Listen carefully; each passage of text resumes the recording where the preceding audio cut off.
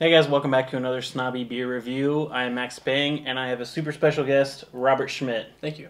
Robert Schmit is kind of a typical beer drinker. You know, before you met me, what was your favorite beer to drink? Miller Lite. Miller Lite. So, that represents kind of the like I said, the average kind of American beer drinker. But we're trying to change that. So today we have Troegs, and I'm not sure if I'm saying this right, Flying Mouflan or Mouflan or Mouflan. Mouflan. Mouflan, yeah. This is a barley wine, and according to the Troegs website, this is kind of like Nugget Nectar if it was pushed off a cliff. So, that sounds very interesting. And I think he just read that it tastes like hops dipped in candied sugar. Candied sugar, and then in dark chocolate nibs. So very interesting sounding beer. Yeah. So Robert just told me that this is his first barley wine. And he doesn't know what a barley wine is, so just for anybody out there, barley wine is a beer that it's got a whole bunch of malt and barley and all that. Huge amount of sugar.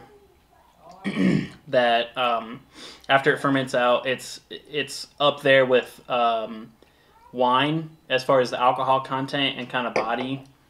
So usually a barley wine is going to be 9, 10, upwards of like 14 or 15% alcohol. Yeah. So basically barley wines are like just really, really big ales. Oh, go.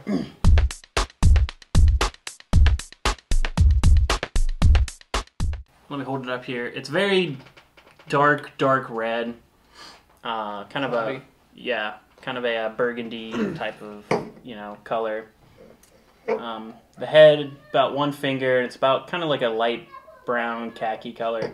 And it looks like it's going to be lacing on the glass pretty well. And it looks like the head's kind of sticking around. A little cloudy. Mm-hmm.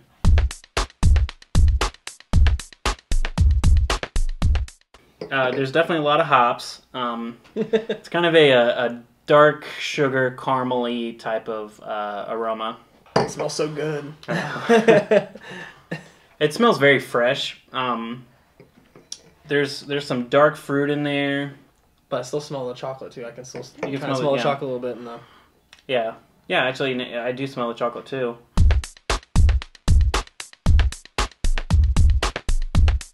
Cheers. Cheers. Not really a whole lot of bubbles in it. Yeah, I mean, it's just a big, thick beer, but it's not hard to drink. It's not like some of the other barley wines are a little bit difficult to drink just because they're so thick. Yeah. But yeah.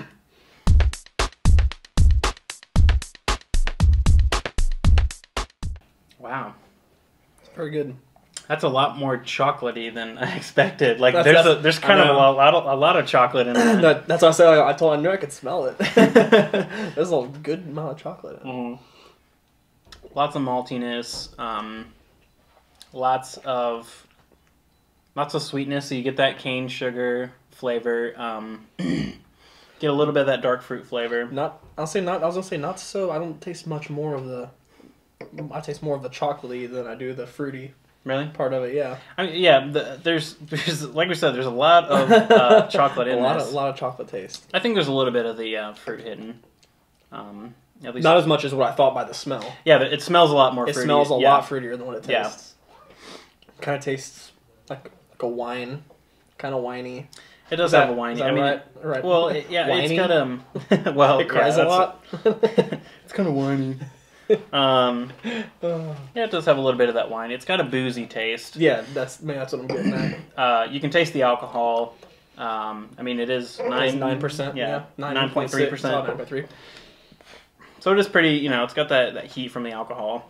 So stuff like Sierra Nevada's Bigfoot or other American barley wines, they have this big hop presence, and this really doesn't. This is kind of it's got maybe a little bit of that hop flavor and aroma, but not so much bitterness from the hops. And I wonder, reading what it said on the website, I wonder if that's because this is an older bottle of it. The more I drink it, the more I'm getting a citrus Really? Citrusy taste to it, yeah. I'm getting a little bit of that citrus. And the aftertaste. The aftertaste leaves a citrusy aftertaste in your mouth. this being your first barley wine, what's your impression of barley wines? Do you want to try more? Or? Yeah, I do like it. I definitely drink more of this, let alone other ones. I don't know how much different they are altogether, but I mean, I can safely say that this this is pretty different than other barley wines that I've had. I mean, there's a lot of similarities, especially in the just the body of it. But yeah, this is a really, really good beer. It's very good. So what kind of score do you think you're going to give it? Without really tasting anything else to compare it to, I'd probably have to go probably 4 out of 5. Yeah. I don't have anything else to compare it to, so maybe. But just as a beer? As a beer, I think it's a very, very drinkable. Overall, very good taste. Different levels of flavor. Yeah, like we said, you kind of represent the typical American beer drinker. Yep. But actually, I agree with you. I think this is my score is going to be a 4 out of 5 as well. This is a really exceptional beer. It's very, very different than pretty much any other beer that I've had. I mean, there's a lot of similarities with, it's got that kind of that malty backbone that other barley wines have, but it's got this weird kind of chocolatey flavor in there too. It's pretty cool. Chocolate hops, just like it says. Yeah, yeah. I mean, the description, chocolate, it's perfect. Yeah, the description Absolutely of it is very accurate. That does it for the Flying Mouflan or Mouflan or whatever you want to call it. Mouflan. I think Mouflan. Mouflan. But, let me know if we're saying that wrong out there on YouTube. But sounds like a wrestler's name. BT does. the Flying Mouflan. Yeah. And it kind of hits you like a little bit of a wrestler would hit you. Absolutely. It's got some It's got some kick. Yeah, it's got some kick to it. But it's a kick in a glass. Oh wait, that's Tang.